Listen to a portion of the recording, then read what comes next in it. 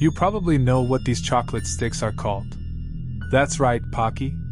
And it's no wonder, as their fame has truly spread across the globe. But did you know that Glico, the company that makes them, was once involved in one of the most chilling criminal mysteries in Japan? It made many parents across the country nervous, and you can understand why. What makes it even creepier is the fact that this case has never been solved to this day.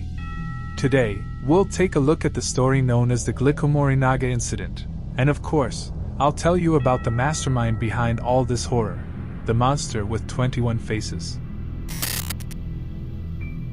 Ezaki Glico, or simply Glico, is a confectionery company that was founded nearly 100 years ago in Osaka, Japan. By 1984, the company had grown to become one of the largest in terms of market leadership. Just 2 years prior, the company's founder had retired, and his son, 42-year-old Katsuhisa Ezaki, took over as the new CEO. Katsuhisa, the newly appointed CEO, had a lot on his plate. He was taking care of his young family, raising children, and at the same time continuing his father's business. Everything was going surprisingly well, but we wouldn't be talking about this story today if something horrible hadn't happened. And something horrible did happen. On the night of March 18, 1984, an incident occurred whose consequences would stretch on for almost a year and a half.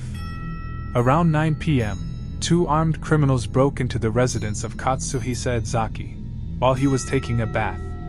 Initially, the 2 men encountered Mrs. Ezaki and one of the couple's 3 children. They immediately tied them up. Meanwhile, Katsuhisa, hearing the noise, tried to quietly hide in the bathroom, but his efforts were in vain. The bathroom was stormed, and the CEO was dragged out of the bath, practically naked, and forced into a car.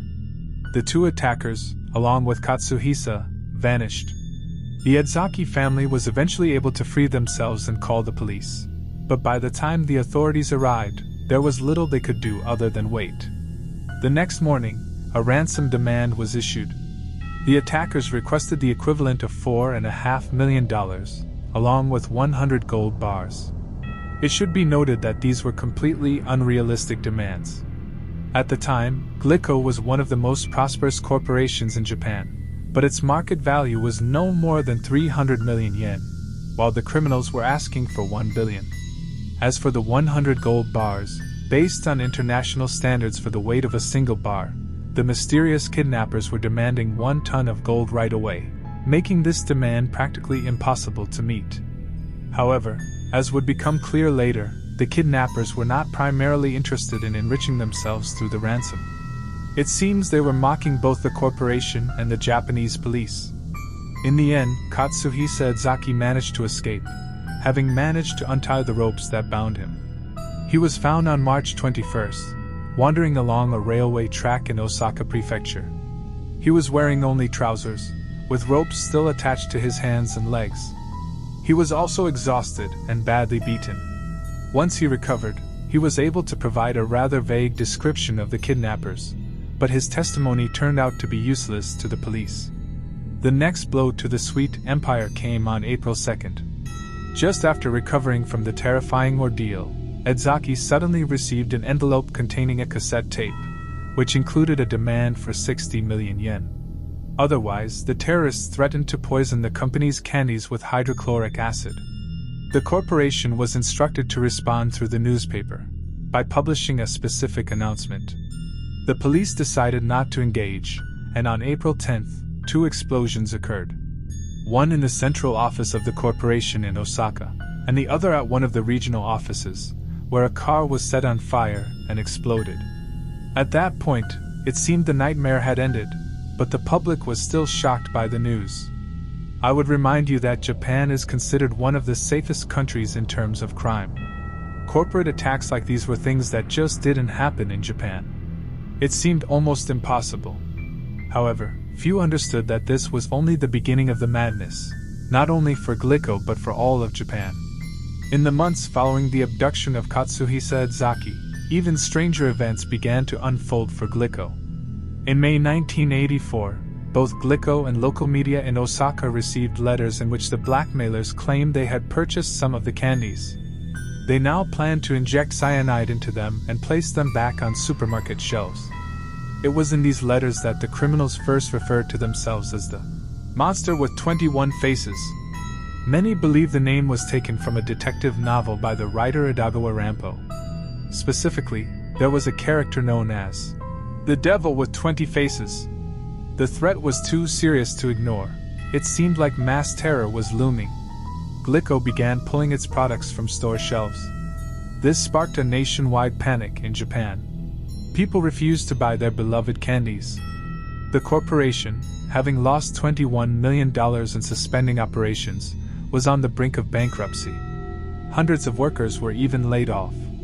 However, despite all this chaos, no poisoned candies were ever found. Meanwhile, the blackmailers continued to mock both the corporation and the police with more letters. One of these letters taunted the police for not finding any evidence after all this time, while simultaneously mocking the fact that they had prevented any leaks to the press. "You're doing the right thing by keeping silent and not telling lies. Everyone in Japan knows that any crime begins with a lie." These accusations were repeated in many other letters. On June 26, amidst the chaos and confusion, something even more bizarre occurred. Another letter arrived. With trembling hands, not expecting anything good, Katsuhisa opened the envelope, only to find a short message stating that the mysterious monster with 21 faces was forgiving Glico. Indeed, from that moment on, all the horrors for the candy makers came to an end, but they began for another food industry giant in Japan. By this time, the 21-faced monster was known all across the land of the rising sun. And when, on June 28, Fujita Masamitsu, the president of another industrial giant, the Marudai Corporation, which specialized in seafood products, received a letter demanding 50 million yen, it was no longer a joke. What scared him most was the promise from the extortionists that the company would experience the same fate as Glico. This time, the monster was not bluffing. Several packages of Marudai products were found with additional labels signed by the monster. The labels read, "Danger. Contains poison." And indeed, after testing, it was found that the products contained poison. The Japanese police, already experienced in the bitter failures of trying to catch the monster, had no illusions and prepared for the operation thoroughly. But once again, it was unsuccessful. The extortionists set several conditions for the payment of the ransom. First, it had to be done by the corporation's owner himself. Second, the payment was to be carried out in a very original manner. Attached to the instructions was a train ticket. The president was to board a specific train at the station indicated by the criminals. He was to throw the bag of money out the window when he saw a white flag hanging on one of the buildings along the train's route. It's clear that, aside from the president of Marudai, a whole team of police officers boarded the train, but once again, the operation failed. It was a very foggy day, and nothing could be seen beyond 2 meters outside the train.